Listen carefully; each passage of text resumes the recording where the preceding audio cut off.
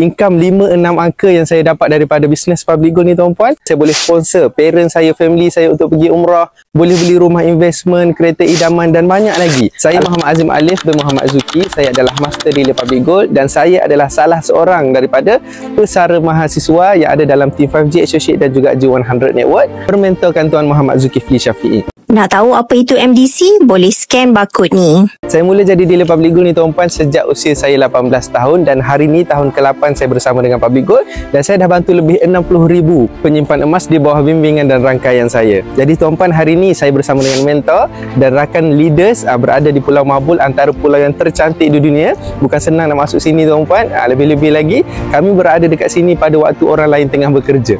Sedangkan kami dekat sini tengah holiday bercuti bersama dengan mentor.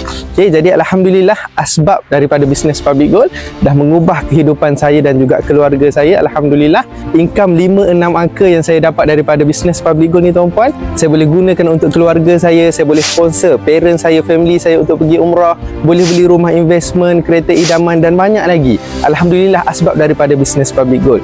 Dan hari ni tuan-puan, untuk dealer di bawah bimbingan saya dah berbelas orang yang dapat income 4 ke 5 angka setiap bulan, tak kerja tapi ada duit bersama dengan bisnes Public Gold ni. Jadi untuk tuan-puan, rakan dealer saya yang berada di 5G Associate dan juga G100 Network, kalau tuan-puan nak dapatkan perkara yang sama, kita jumpa di Master Dealer Conference. Dekat sana nanti tuan-puan akan nampak lebih banyak bukti-bukti kejayaan yang ada dalam tim kita 5G Associate dan juga G100 Network. Jadi insyaAllah kita jumpa di sana. Success is predictable. See you at the top.